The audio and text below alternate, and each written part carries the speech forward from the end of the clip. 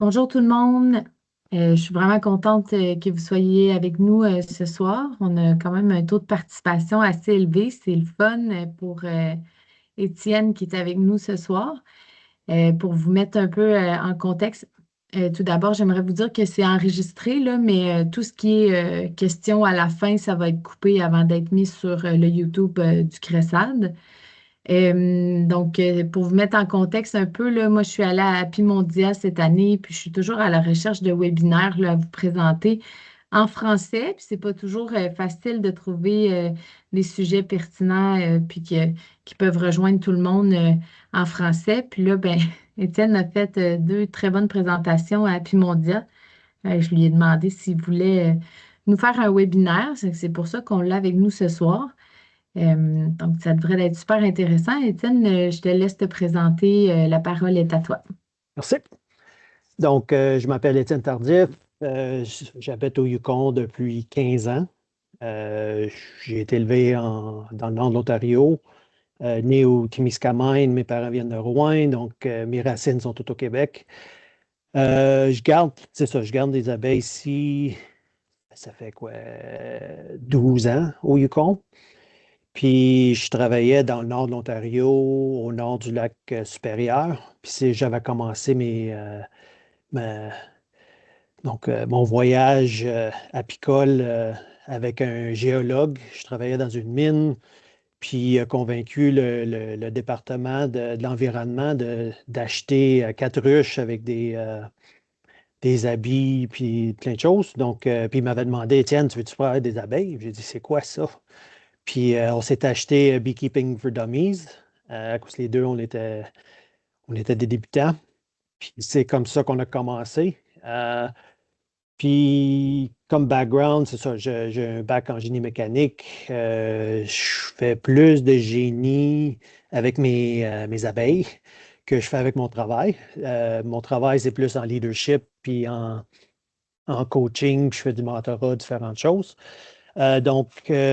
Donc, ce que je vais faire, c'est, j'ai pris une approche, surtout après ma deuxième année, troisième année ici, j'ai commencé à collecter beaucoup de données sur l'apiculture. Donc, je vais juste préparer ma présentation.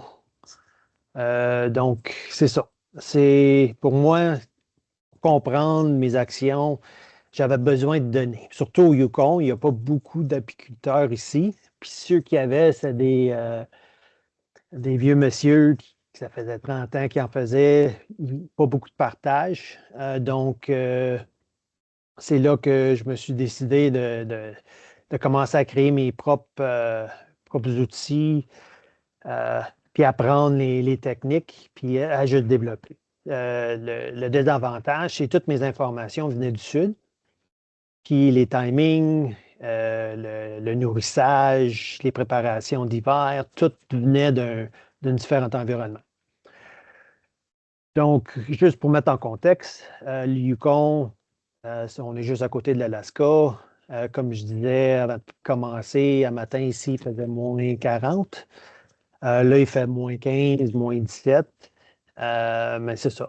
À soir ou demain matin, ça va redescendre à -40. Donc, il y a beaucoup de fluctuations, surtout à ce temps-ci de l'année où je suis dans les montagnes, donc il y a une vallée puis il y a des inversions. Donc, c'est des choses qu'il a fallu que j'apprenne. Ma saison, l'hiver ici, commence mi-septembre. Souvent mi-septembre, début octobre, les abeilles sont en ruche. Puis ils ne vont pas sortir avant le début avril, mi-avril, puis des fois au plus tard, je pense que j'avais la deuxième semaine du mois de mai une fois. En général, c'est 6 à 7 mois. Euh, puis, puis moi, c'est ça. Je voulais comprendre. Je fais beaucoup de lectures, je lis des études, je lis plein de livres. Puis dans les livres, ils disaient les abeilles font ci, ils font ça pendant l'hiver. Donc, moi, je veux comprendre. Donc, j'ai commencé en 2017. Je me suis acheté mon microscope, puis aussi je m'étais acheté une balance pour une de mes ruches, puis un capteur humidité et température, deux capteurs humidité et température que j'ai commencé à mettre dans mes ruches. Puis là, à suivre la ruche pendant presque 2 ans. C'est ça. Là, j'ai eu mon cycle annuel. Donc, quand la reine commence à pondre des œufs, quand elle arrête à l'automne, versus j'avais une station météo dans le cours ici. Donc, là, j'avais mes températures locales aussi. Donc, je pouvais commencer à créer une super belle histoire. Dans le temps, j'avais un chien, puis on marchait à chaque jour. Puis j'avais mon iPhone. Donc, j'étais l'apiculteur dans le coin. Donc, les abeilles que je voyais autour, c'était mes abeilles. Donc, quand je marchais mon chien, j'avais mon téléphone, je voyais des abeilles sur les différentes sortes de fleurs. Ici, c'est la forêt boréale. Donc, c'est de l'épinette, du pin. Il y a comme des canneberges, ils appellent ça lingonberry. Donc, c'est des canneberges sauvages. Puis, c'est toutes des fleurs sauvages. Donc, c'est pas beaucoup de fleurs invasives. Donc, comme des trèfles, ces choses-là, il y en a très peu. Donc, pas mal tout vient de la nature, de la forêt boréale. Donc, en marchant, je voyais mes abeilles, je prenais des photos, j'ai commencé à apprendre les noms de fleurs, surtout les fleurs que les abeilles visitaient. Mais là, avec mon capteur, c'est ça. Je commençais à comprendre quand la reine elle ralentissait à l'automne. Puis ici, l'automne, vraiment, notre gros gel, souvent, c'est la première ou la deuxième semaine du mois d'août. Euh, donc, à ce point-là, c'est ça, la reine commence à ralentir. Puis souvent, en dedans d'une semaine ou deux, elle arrête de pondre. Puis je pouvais voir des températures. Puis là, recommence souvent, c'est le premier pollen naturel est autour du mois de mai, 1er mai. Donc là, je voyais une fois que les saules commençaient à fleurir, tu vois le pollen blanc, le pollen jaune, ça commençait à rentrer. Donc, je voyais que la reine recommençait fin avril, début mai. Donc, j'ai fait ça pendant 2 ans. Puis avec la balance, j'ai commencé à comprendre mes miellés, surtout de nectar. Je vais parler un peu des miellés de pollen. C'est quand même assez critique de comprendre ça, surtout pour les préparations d'hiver. Euh, Étant ingénieur, en partant, j'avais commencé une ruche en bois puis une ruche en polystyrène. Puis celle en bois, je l'avais isolée pendant l'hiver, mais là, j'ai vu que la ruche en polystyrène, elle faisait tellement mieux, même l'été puis l'hiver. Donc, j'ai commencé là, j'ai commencé je pense, j'avais 4 ruches juste en polystyrène, puis là, j'ai 12 kits. Donc, je voyais que les abeilles, oui, activaient un petit peu plus lentement le matin, mais je voyais que il y avait plus de miel, puis le couvain était plus gros que celle en bois. Les abeilles avaient l'air moins stressées. En 2019, OK, c'est ça, je me suis acheté un autre 4 à 5 capteurs. Puis là, j'ai commencé à ajouter, je voulais voir où était la grappe, puis qu'est-ce qui se passait avec la grappe pendant l'hiver. Donc, j'ai commencé à suivre la grappe dans la ruche, puis avec 5 capteurs, je pouvais les placer pour que je puisse euh, déduire la position. Puis ces capteurs-là, ils prennent une mesure à chaque heure. OK? Donc, puis dans un hiver de 6 mois, il y a autour de 4 000 à 5 000 heures.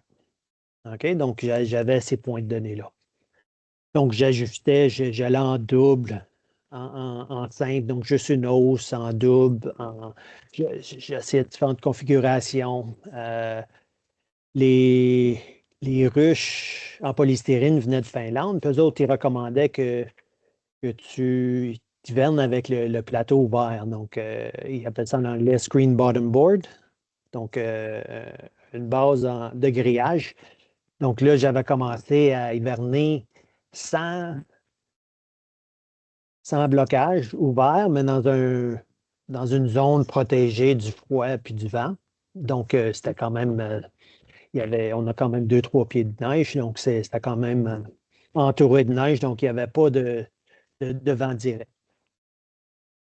Là, une fois que tu commences à prendre des données, tu n'en as jamais assez. Donc, il y a des gens qui m'en ont donné, puis je vais en acheter d'autres.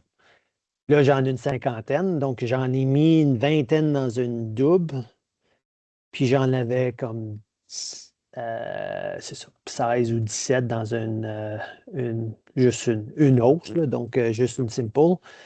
Puis là, qu'est-ce que je faisais avec ça? J'en avais 9 en haut. J'en avais en dessous de la grappe, j'en avais sur l'entrée, j'en avais dans ma zone en dessous de la ruche. Puis là, je commençais à comprendre la dynamique, le mouvement, les contractions, les relâches de la grappe. Puis là, je commençais à me rendre compte que qu'est-ce que je lisais dans les livres, c'était pas nécessairement qu'est-ce qui se passait dans une ruche de mer. Là, 2023, j'ai toujours été intéressé de. Puis là, dans mon modèle de 2020-22, je commençais à faire des modèles de chaleur métabolique. Donc, comprendre la production de chaleur, la consommation de miel, consommation ou la production d'eau métabolique, les vapeurs. Puis en faisant ça, là, je comprenais aussi qu'il y avait du gaz carbonique qui est créé par ce processus-là. Donc là, je voulais comprendre. Puis là, j'avais lu une étude sur l'impact potentiel du CO2 sur le varroa. Puis qu'il y avait le docteur Curry au Manitoba, il avait fait des recherches avec un de ses postdocs. Puis c'est ça, il avait vu qu'il y avait une connexion entre du gaz carbonique un petit peu plus élevé, je pense que c'était autour du 4 à 6. Puis là, je voulais comprendre, dans des ruches hivernées dehors, y a-t-il du gaz carbonique? C'est à quel niveau? Donc, j'ai installé un capteur gaz carbonique pour tester. Puis celle-là, cette première année-là, il mesurait jusqu'à 1. Mais ça me donnait quand même une idée des gaz, de la ventilation, le mouvement d'air. Puis là, l'année passée, je me suis acheté un capteur oxygène. Puis celui-là mesure de 25 à zéro. Donc, j'ai pu mesurer l'hypoxie. Puis l'hypoxie, c'est l'absence d'oxygène, que souvent est remplacé par le gaz carbonique. Donc, ça me donnait un proxy pour le gaz carbonique. Puis, c'est ça. Là, je vais explorer ces points-là. Oui, ça sonne compliqué, mais je vais essayer de le garder pratique, puis d'une façon où, pour un applicateur, qu'est-ce qu'on peut faire avec ces données-là? Donc, la première mythe que je couvre, c'est que dans une boîte en bois, la grappe, elle commence à contracter à 10 degrés température extérieure. OK? Puis là, souvent, je commençais, puis là, je sais ça, j'avais des snapshots, j'ai fait comme une cartographe thermique mesurée à chaque heure dans un time-lapse. Donc, je pouvais voir l'hiver au complet dans ce modèle-ci. Donc, en faisant ça, c'est ça. Là, ça me donnait une belle idée. J'ai aussi une caméra thermique. Puis là, je voulais valider mon modèle ici avec la grappe à de l'air comment par en dessous. Donc, moi, j'avais rentré ma caméra par en dessous, pointée par en haut. Puis là, je mesurais, je prenais des photos, une vidéo pour chaque entre-cadre. Donc, chaque espace à chaque cadre, là, j'allais d'un bord à l'autre. Donc, puis là, je voyais que les abeilles, en général, gardaient toujours un espace vide. Puis là, je vais parler de ventilation un peu. Mais là, le fait que la grappe, elle, donc ici, je pense qu'il faisait -10 dehors à peu près, -8. Puis la grappe est relâchée, t'as pas quand même assez serré. Puis là, les abeilles se promenaient. Donc, je voyais que ici, avec mon modèle, je pouvais mesurer un estimé de la surface de la grappe. Puis souvent, on pense la grappe en rond, en sphère. Ben, dans une ruche bien isolée, plus excusez, en hémisphère. OK? Donc, à cause des autres, ils veulent se servir d'une surface bien isolée, comme le fond. Donc, une grappe, elle, comme leur manteau, les abeilles d'extérieur peuvent produire peut-être peut-être 2 à 3, comme il dit, valeurs R d'isolation. Puis moi, j'avais R, comment tu dis, R 40 à surface. Donc, c'est une surface super bien isolée. Puis tu voyais que les abeilles se servaient de ça pour former leur grappe en hémisphère. Puis si ça, c'est les températures extérieures versus la surface de la grappe. Puis tu voyais que autour de -10, -15, c'est ça, elle commençait à rapetisser, à contracter. Donc, ça faisait du sens.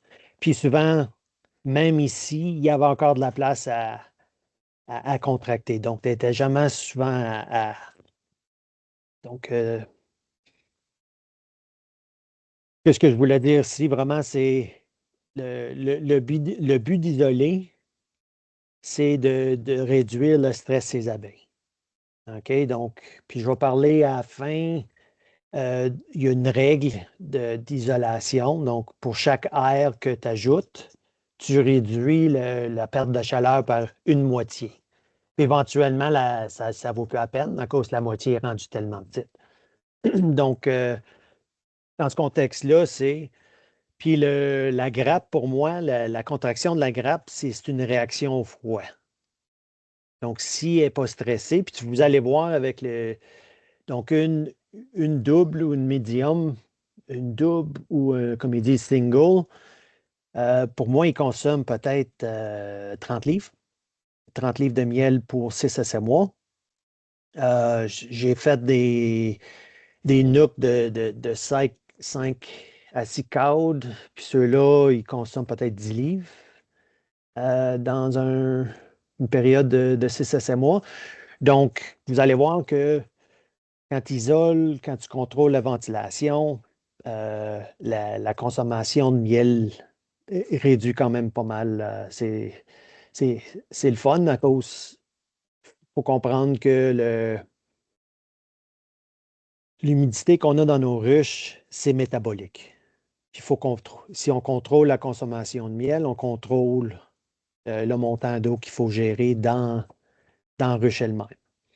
Donc ici, c'est juste montrer les capteurs. Ça, c'était la température extérieure. Ça, ils appellent ça un box plot.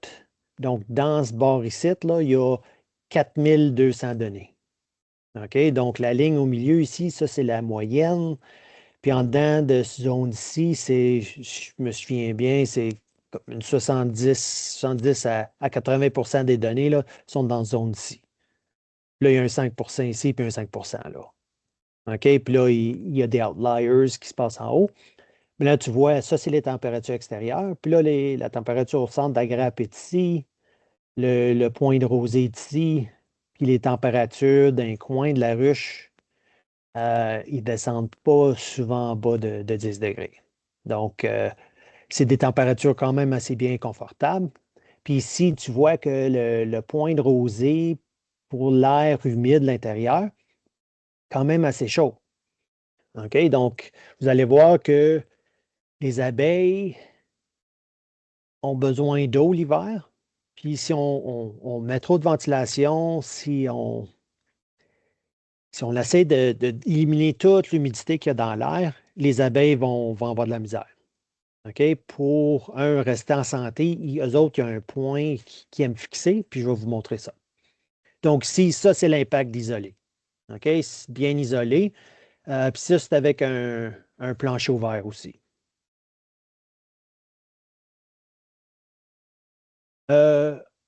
Comme je disais, le volume, qu'est-ce qui est important pour moi, c'est le nombre d'abeilles au volume. OK? Surtout quand les lectures, les données, souvent les cours qu'on prend, ils disent il faut hiverner avec des doubles. Aux États-Unis, ils font des triples. Donc, pour moi, si tu commences à comprendre les pertes de chaleur, c'est il y a la surface. Le plus de volume qu'il y a, le plus de surface qu'il y a à perdre de la chaleur. Donc, ici, dans ce modèle-ci, ça, c'est au milieu ici, j'avais une nuque à 5 cadres. Ici, la boîte d'en haut, ça, c'est tout de l'isolé. C'est de l'isolation, ça, ici. il y a 4 pouces, il y a presque 8 pouces de styrofoam. Puis ici, ça, c'est une double avec l'isolation en haut. Donc, je me sers de mes boîtes vides pour créer une zone super isolée au-dessus des abeilles. À cause le couvercle ici, c'est juste AR5, AR7, donc c'est pas assez. Donc, c'est comme le même principe quand on isole nos maisons. On veut beaucoup plus d'isolation sur le toit que ces murs. Puis en faisant ça, la condensation elle va arriver à ces côtés ici.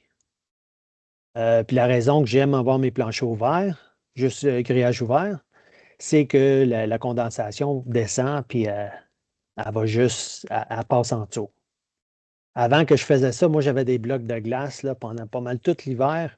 Euh, Comme, imagine 30 livres, c'est combien de kilos? 15 kilos, c'est 8 litres d'eau, de vapeur à gérer pendant l'hiver. Donc, il y avait 10, puis il y avait peut-être 5 kilos de glace en bas des ruches. Puis là, c'est ça, je me servais de mon outil avec un marteau pour essayer de briser ça. Ici, encore, je sais qu'il y a des gens qui aiment des données. Ça, c'est juste un modèle, mais ça, c'est une ruche en bois ordinaire. Si tu isoles à R9 puis le toit de R40, si tu mets deux ruches ensemble, si tu mets une ruche au milieu. OK? Souvent, je vois les gens, ils hivernent les ruches séparées. Moi, une des choses pour protéger mes ruches, là, j'ai mis ensemble. Ça réduit le montant de surface qui est exposé au froid. Puis en faisant ça, tu, tu réduis, la consommation, mais aussi tu réduis, je vais juste rapetisser ça. OK. Donc, tu réduis euh, le stress thermique ces abeilles. OK. Ici, c'est sur l'humidité. C'est ici que vous allez voir que quand il n'y a pas de couvain dans la ruche, les abeilles ont besoin disons, 12 à 15 grammes d'eau aux vapeurs par mètre cube. Souvent, quand on prend nos données, puis les gens parlent d'humidité dans les ruches, ils vont se servir de euh, humidité relative.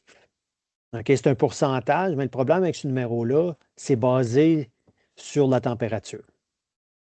Euh, Comme ingénieur, nous autres, on sert souvent de montant de vapeur dans un mètre cube d'air.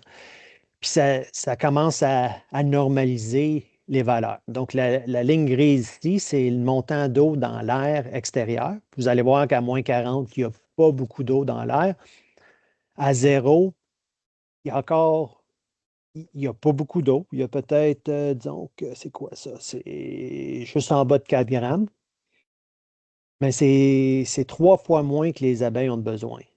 OK? Donc, si on évacue, si on ventile toute l'air de la ruche, là, donc les abeilles, eux autres, la seule façon qu'ils peuvent créer de l'eau, c'est en consommant du miel. Donc, si l'air est trop sec à l'intérieur, les abeilles, le seul choix qu'ils ont, c'est de consommer plus de miel. OK? Donc, il y a un risque. Si on agite le couvain, là, les abeilles, eux autres, ils veulent une atmosphère de 35 degrés. OK? Le besoin d'eau augmente, il double.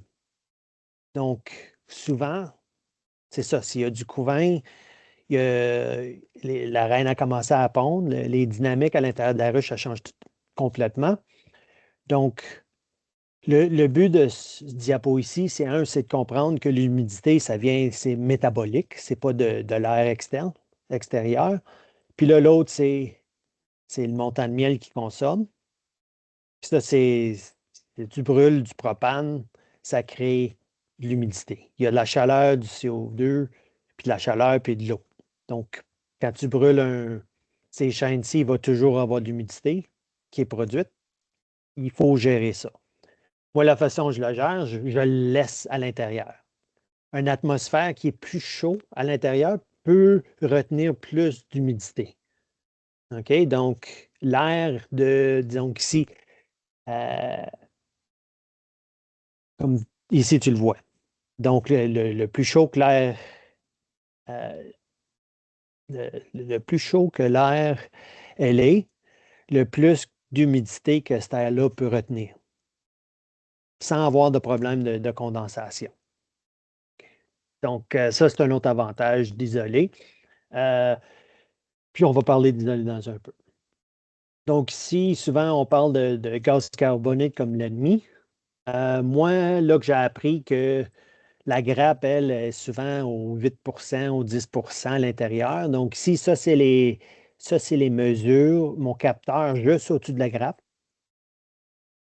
Puis ces points noirs-là, on appelle ça des outliers. Ceux-là, c'est quand que la grappe, elle se relâche un peu, puis elle laisse aller de l'air en haut, humide.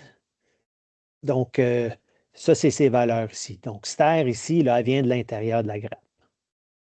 Donc, ça me dit que euh, le gaz carbonique est quand même assez haut.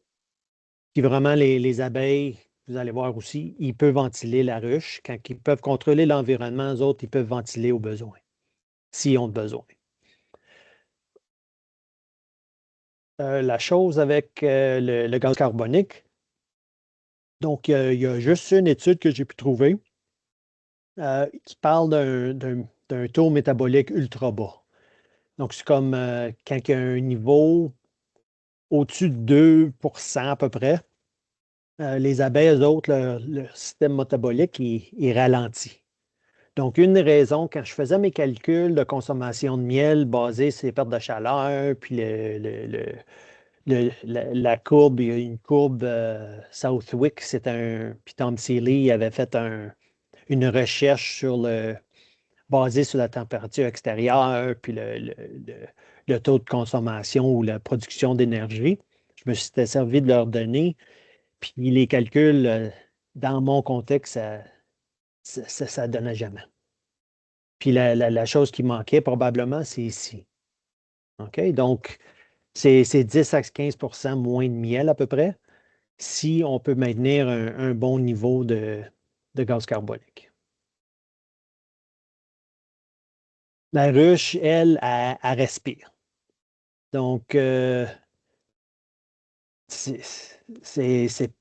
souvent on pense que c'est passif, mais ça ici, la zone grise en arrière ici, là, ça c'est donc tu as ton calendrier ici, tes dates, la température juste au-dessus de la grappe. La zone grise, c'est ton gaz carbonique. Puis là, j'ai la température externe, le niveau d'humidité à l'intérieur. Puis ici, c'est au mois de novembre. Il avait fait quand même assez chaud. Puis là, j'avais dit, je faisais 5, j'étais rentré, puis j'avais mis du fondant. Pensant que j'étais là, 2 jours après, ça a descendu presque à -20. Ben là, c'était isolé, mais là, la reine a commencé à pondre. OK? Donc, ils ont commencé à contrôler l'humidité, en augmentant la température. Tu voyais qu'il a arrêté de ventiler. Donc, il voulait maintenir un niveau de gaz carbonique plus élevé. Ici, le couvent est ouvert. Donc, c'est à peu près 8 jours, 8 à 9 jours. Puis ici, c'est 21 jours. Donc, ça match l'œuf, les larves capées, puis l'émergence des nouvelles abeilles. Donc, un risque du fondant, c'est tu peux, le couvain peut commencer sans le vouloir. OK? Puis là, après, ici, tu vois, ça fluctue. C'est jamais stable. Ici, encore semblable. Donc, moi, je me sers juste d'une entrée en bas. J'ai testé des entrées supérieures, toutes ces différentes choses-là, puis je voyais que, ça ne faisait pas grande différence. Puis là, l'autre aussi, en faisant ces données ici, je voyais qu'il y avait plus de ventilation, plus de perte de chaleur, puis la consommation augmentait aussi. Donc ici, c'était l'hiver où je testais mon capteur oxygène.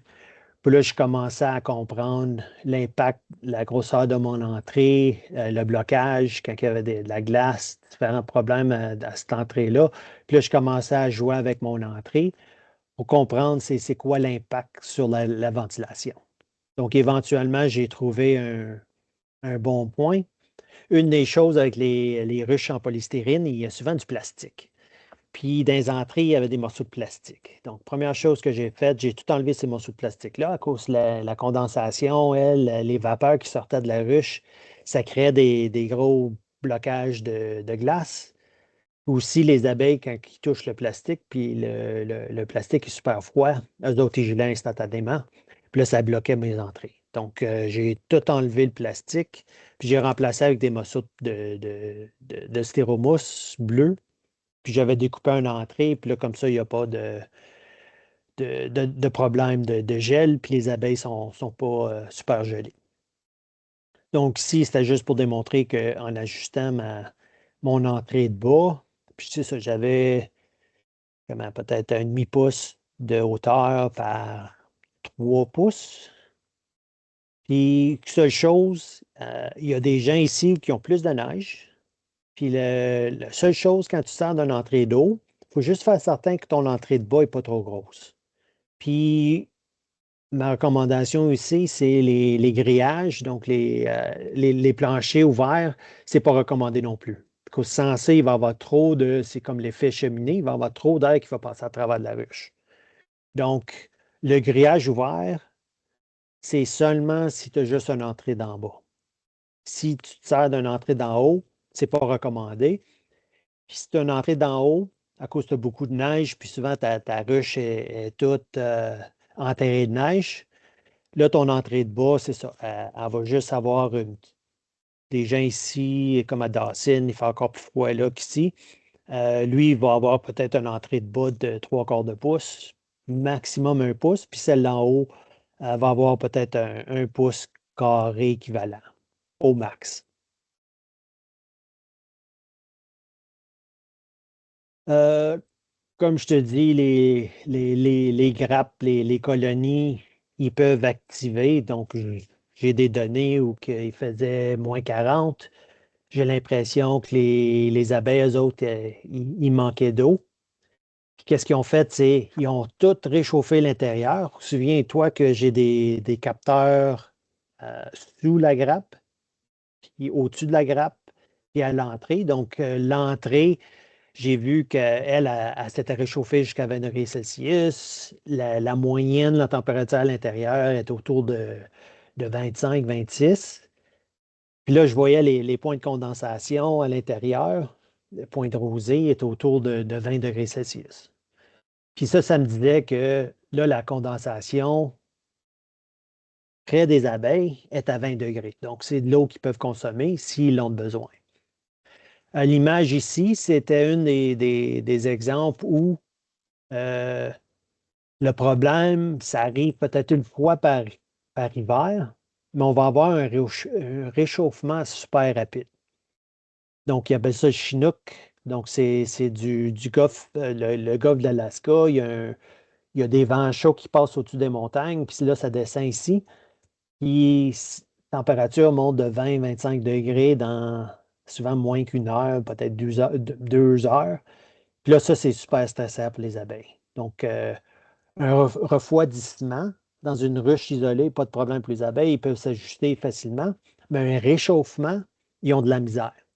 Les dynamiques de ventilation changent. Parce que la ventilation naturelle, c'est tu prends la température externe puis la température intérieure. Et la différence, c'est ça qui drive, c'est ça qui fait fonctionner les convections naturelles.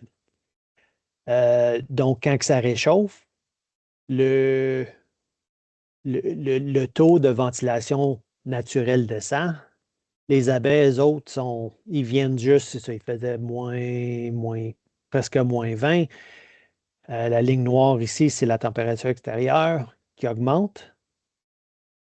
Le taux de métabolisme des abeilles, eux autres, il était ajusté pour c'est ça, il faisait -20, -15 pendant une couple de semaines. Donc, pour eux autres, là, ça change. Ils ont de la misère à se ralentir. C'est quand tu vas au chaud, tu fais une course dehors, tu vas faire du ski de fond, puis il fait trop chaud, tu as de la misère à te refroidir. Donc, c'est la même chose, surtout si ça réchauffe dehors. Puis éventuellement, les cadres, le miel à l'intérieur, puis peut absorber de chaleur. Puis là, là, ça surchauffe à l'intérieur. Donc, ça, c'est un exemple. Si je retourne ici, ça, c'est un exemple d'une affaire de même ici. OK? Donc, c'est où la ligne jaune ici, c'est le capteur à l'entrée, puis rouge, c'est la grappe. Donc, tu vois que la grappe est autour de 10 degrés, puis là, il commence à monter, à relâcher, à partager de la chaleur partout. Puis là, il commence à. Là, c'est ça, il sortait de l'entrée. Donc, comme il dit du bearding, là, il sortait de l'entrée d'avant. La ligne verte ici, ça, c'est le gaz carbonique. Puis tu voyais qu'à ce point ici, eux autres, ils sortent, puis ils ventilaient la ruche. Donc, ces événements-là, je les vois quand des fois, au pif, ils vont juste décider de réchauffer la grappe, soit pour changer de position, j'ai l'impression, créer de l'humidité. Puis des fois, c'est une affaire de ventilation. Donc, ils ont soit besoin de plus d'air ou ils ont de la misère à s'adapter. Donc, pour l'isolation, qu'on appelle ça, c'est qu'il y a un rendement décroissant. Souvent, ceux qui, dans le sud de la Colombie-Britannique, où il ne fait pas bien froid, aux États-Unis, je recommande, j'ai dit, OK, tu as ta ruche en bois, avoir une enveloppe noire ou, comme il dit, le bubble foil wrap. Donc, c'est de l'isolant aluminium en bulle là, que tu mets autour. Ça, avec une enveloppe pour protéger contre le vent, ça va ajouter peut-être 2. Ça va aller de 1 à 2,5, 3. Juste en faisant ça, là, tu vas réduire la perte de chaleur de peut-être 60%. Moi, mes ruches en polystyrène, quand tu les achètes, sont autour du 8. Moi, je n'ajoute un peu plus, surtout sur le côté nord. Mais c'est la raison qu'il faut faire ça.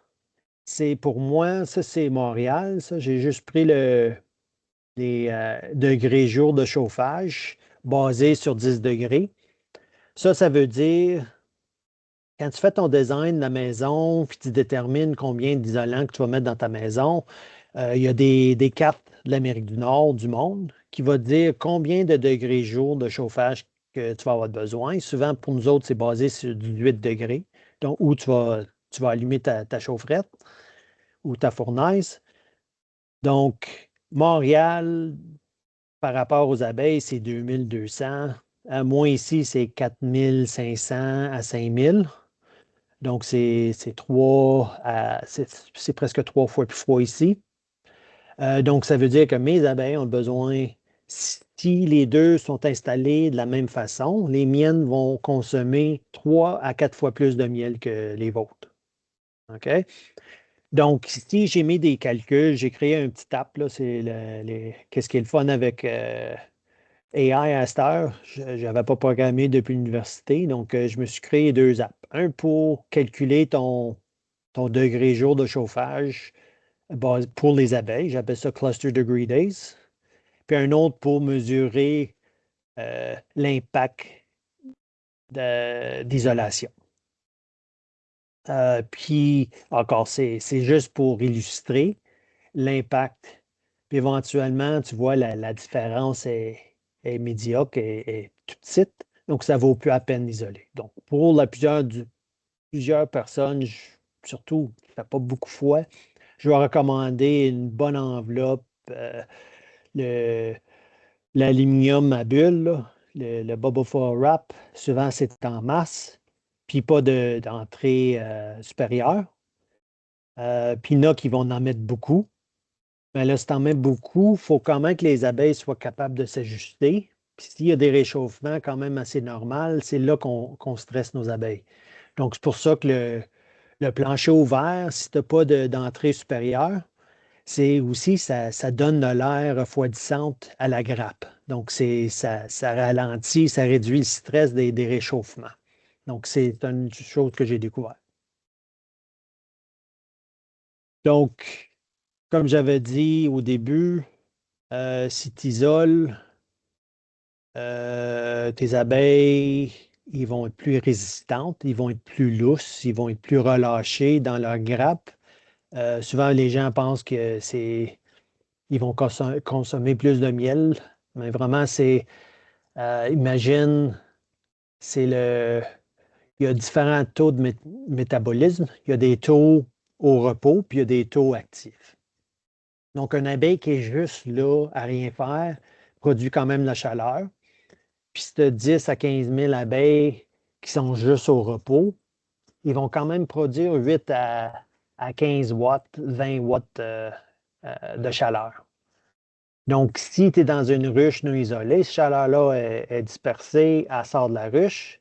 Si tu es bien isolé, cette chaleur-là, elle va rester à l'intérieur, puis elle va changer l'environnement à l'intérieur. Donc, l'enveloppe va retenir, ça va créer une dôme de chaleur, une dôme d'humidité, une dôme de gaz carbonique. Les abeilles peuvent se servir. Comme j'ai dit, au besoin, eux autres, ils peuvent évacuer, ils peuvent ventiler l'intérieur s'il faut.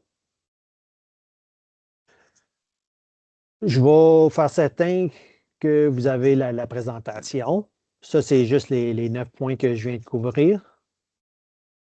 Pour mes préparations d'automne, c'est je vais commencer avec la santé. La santé, c'est toujours très, très important. Donc, gérer tes varroa, comprendre tes miellets de pollen pour comprendre c'est quand la fin. Une chose comprendre, comme en anglais ils disent nurse bee, les abeilles qui élèvent les larves puis les petits. Eux autres, une fois qu'ils commencent à élever des abeilles, ils ne sont plus des abeilles d'hiver. OK? Eux autres, ils vont juste survivre 20 à 40 jours. Donc, pour bien survivre l'hiver, il faut réduire le couvain. Puis aussi, il faut des abeilles d'hiver en santé. Moi, qu'est-ce que je fais? Comme j'ai dit, fin août, début août, excusez. J'ai premier gros gel. Les fleurs, eux autres, vont commencer à mourir. Il n'y a plus de pollen.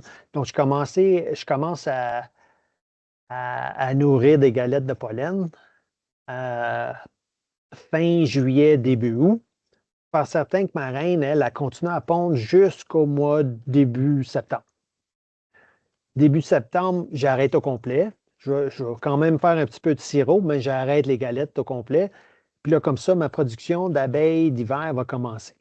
Il va en avoir pendant le mois d'août. Une fois qu'il y a comme ils disent, un dearth, un arrêt de nourriture dans la ruche, c'est ça qui déclenche la création d'abeilles d'hiver. Si les abeilles n'ont pas de couvain à prendre soin, ces abeilles-là vont devenir des abeilles d'hiver. Donc, il faut faire certain qu'ils ont la nutrition nécessaire pour se développer. Donc, c'est là que, contrôle le varroa. Moi, je me sers des galettes. Si je ne fais pas les galettes, l'environnement ici, il y a du miella, il y a des rouilles dans les arbres et dans les plantes que les abeilles vont récolter, puis c'est des choses qu'ils ne peuvent pas bien digérer. Puis ça cause du stress, de la dysenterie, puis différents problèmes dans mes ruches. Sur le côté de miel, il faut faire certain que tu as assez de miel dans ce ruche-là. C'est comme une batterie thermique. OK? Puis ça l'aide, comme oui, mes abeilles ont juste besoin de 30 livres de miel. Ben, moi, je vise quand même un 60 à 75 livres de pesanteur par hausse. OK? Donc, une double va avoir peut-être une centaine à 120 livres. Puis, juste une simple va avoir peut-être 60 à 75 livres.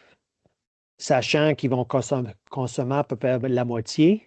Aussi, sachant que les diurnes, les températures, les gros changements, ici, c'est souvent au mois de mars, au mois d'avril, où ça va monter jusqu'à 10 degrés le jour, mais il va quand même faire moins 25 la nuit.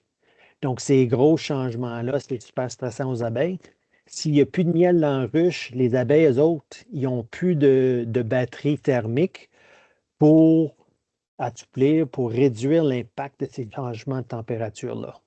Donc, le miel, lui, va absorber l'extra, les chaleurs extra des abeilles, du soleil pendant le jour.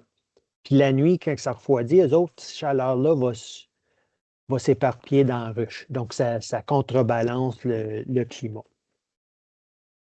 Donc, oui, en général, c'est ça. Le sirop, moi, je commence au début août. J'en fais juste un petit peu à la fois pour pas que la ruche, pour pas bloquer le couvain, le nid, comme ils disent honeybound. OK? Souvent, les gens commencent en partant du 2 un 15 litres. Puis là, qu'est-ce qui se passe? C'est là, la ruche, ça se remplit au complet de miel trop rapidement. Puis là, la reine n'a plus de place à pondre. Puis là, tu as une petite population d'abeilles d'hiver. Donc, c'est de trouver la balance. Puis c'est là, moi, en ayant le capteur au début, comprendre le cycle de la reine, le premier pollen, dernier pollen, ça m'a donné un coup de main à comprendre ça, c'est dynamique ici. Là, c'est mon dernier diapo. Puis là, ça, c'est mon installation. Moi, je bloque l'impact du soleil plus longtemps que possible.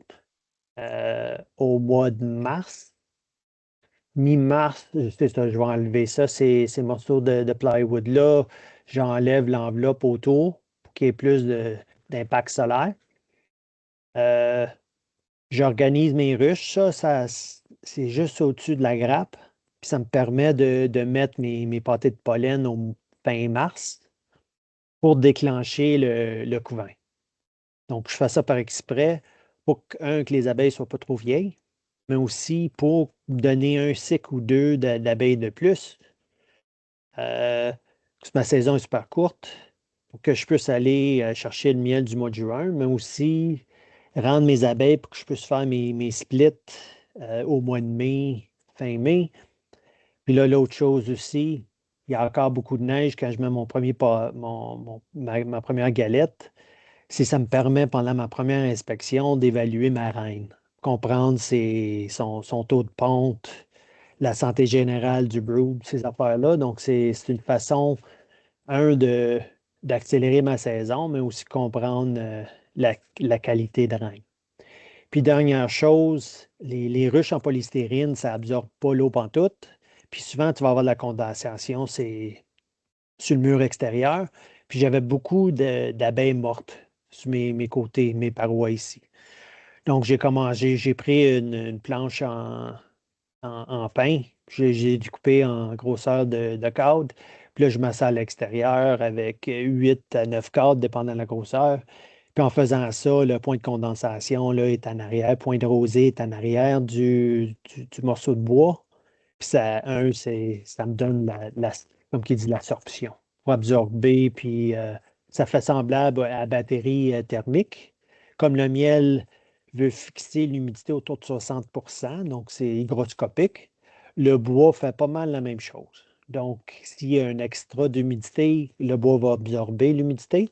Puis si l'air est sec, il va relâcher de l'humidité. Donc, ça contrebalance aussi l'humidité dans la ruche.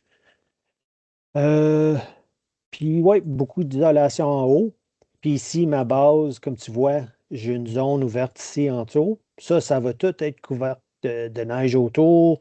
C'est isolé puis bloqué, mais en dessous, c'est une cavité ouverte. Puis la condensation qui est créée pendant l'hiver dans la ruche, ça tombe tout dans cette zone-là. Puis ça l'enlève l'endroit des abeilles.